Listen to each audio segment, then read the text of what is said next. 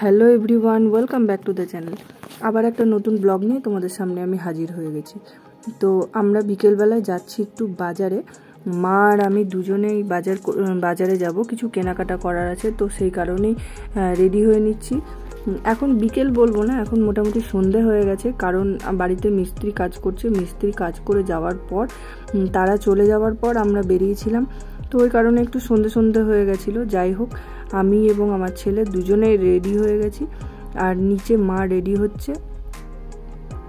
এরপর আমরা বেরিয়ে যাব। তো আজকে আমরা কি করছি কি না করছি বিকেলবেলায়, সেটাই তোমাদের সাথে শেয়ার করব এই ভিডিওর মাধ্যমে। তো তোমরা অবশ্যই আমার চ্যানেলটিকে সাবস্ক্রাইব করে দিও, আর পুরো ভিডিওটা যেন অবশ্যই দেখো। তো এখন বেরিয়ে পড়েছি আমি আর মা দুজনে। এদিকে আমার ছেলে আগেই চলে গেছে। যে কাকু আমাদেরকে সাধারণত টোটোতে নিয়ে যাওয়া আসা করে, সেই কাকুকেই আমরা টোটোর জন্য বলেছিলাম, কারণ ফিরতে হয়তো রাত হয়ে যাবে, বাস পাওয়া যাবে না, তো ওই কারণে আমাদের টোটো বলা হয়েছিল। এখন আমরা টোটোতে উঠে পড়ছি এবং যাচ্ছি বাজার মানে নলাটির উদ্দেশ্যে, কারণ আমাদের এখান থেকে নলাটি বাসে মোটামুটি 10 মিনিট লাগে। তো টোটো, অটো সবই যাতায়াত করে আমাদের এখান থেকে।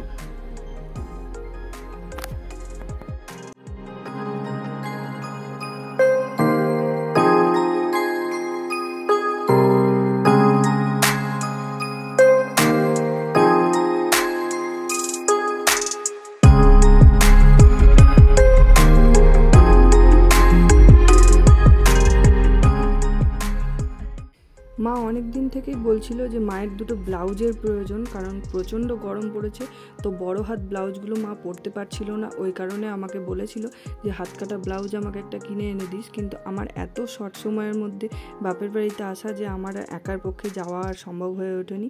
তাই মা আমাকে হঠাৎ করে বিকেলবেলায় নিয়ে এসে বলল, চল আজকে একটা ব্লাউজ কিনবো দুটো। তো ওই কারণেই আমরা ব্লাউজের দোকানে ঢুকে পড়েছি। এখন দুটো ব্লাউজ মা পছন্দ করেছে, ওই দুটো ব্লাউজই মা নেবে। যাই হোক, ব্লাউজ দুটো দেখার পর এরপর আমরা চলে যাব মলে, মানে স্টাইল বাজারে আমার হাজব্যান্ডের জন্য একটা গেঞ্জি কেনার আছে, তো গেঞ্জিটা কিনবো। আর কিছু যদি থাকে দেখতে ভালো লাগে তো সেটাও নিয়ে নেব ভাবছি, আমার ছেলের জন্য বিশেষ করে।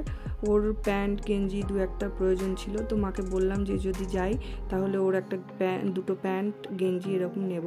তো যাই হোক, আমরা এখন ব্লাউজের দোকানে ব্লাউজ কিনে নিয়ে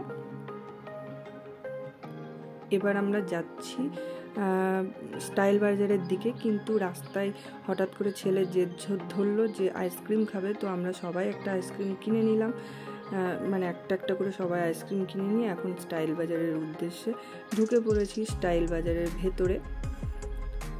আমি অনেক দিন পরই নলহাটির স্টাইল বাজারে এসেছি। অ্যাকচুয়ালি আমি রামপুরহাটের স্টাইল বাজারে ঘুরেছি, কিন্তু নলহাটির স্টাইল বাজারে আমি কখনো আসিনি, এই প্রথমবার এলাম। বেশ ভালোই কালেকশন আছে দেখলাম। তো আমাদের সংসারী মেয়েদের সাধারণত কোটোপাটার দিকে মন তো পড়েই থাকে। তো আমি এবং মা দুজনে এখানে দাঁড়িয়ে ভাবছিলাম যে কোনটা নেওয়া যায় কোনটা নেওয়া যায় না। তারপর ভাবলাম যে না, এগুলো নেওয়া মানে শুধু বৃথা প্লাস্টিক কেনা, আর কিছুই নয়। তো ওই কারণে আবার আমরা মন খারাপ করে ওটা রেখে দিয়ে আমরা আবার চলে এলাম যে সব জিনিসপত্র কেনাকাটা করতে এসেছিলাম সেই সবের সেকশনে।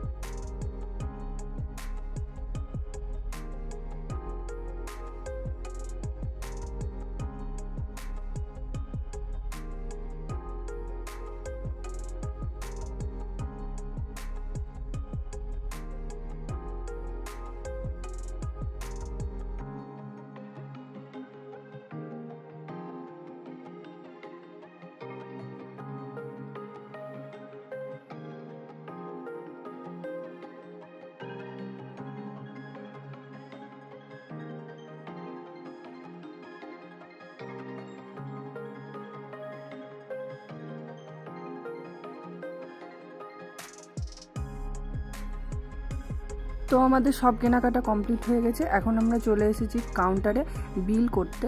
তো এই দেখো সাদা গেঞ্জিটা, এটা কিনেছি আমরা, আর আমার ছেলের জন্য দুটো প্যান্ট কেনা হয়েছে। তো এটাই ছিল আজকের বাজার আমাদের। তো যাই হোক, এখানে সমস্ত কিছু বিল টিল মিটিয়ে দেওয়ার পর এবার আমরা বাড়ির দিকে রওনা হব। তো ব্লগটা আমি আর বাড়াচ্ছি না, এখানেই শেষ করে দিচ্ছি। ভালো থেকো তোমরা, আর অবশ্যই আমার চ্যানেলটিকে সাবস্ক্রাইব করতে যেন ভুলো না। আর পুরো ভিডিওটা দেখার জন্য তোমাদেরকে অনেক অনেক অনেক ধন্যবাদ। ভালো থেকো তোমরা। আশা করছি আবার নতুন ব্লগে তোমাদের সকলকে আমি আবার পাশে পাবো। তো আবার নতুন একটা ব্লগ নিয়ে আমি হাজির হয়ে যাব পরবর্তী নেক্সট ব্লগে। তো টাটা, গুড বাই, ভালো থেকো তোমরা।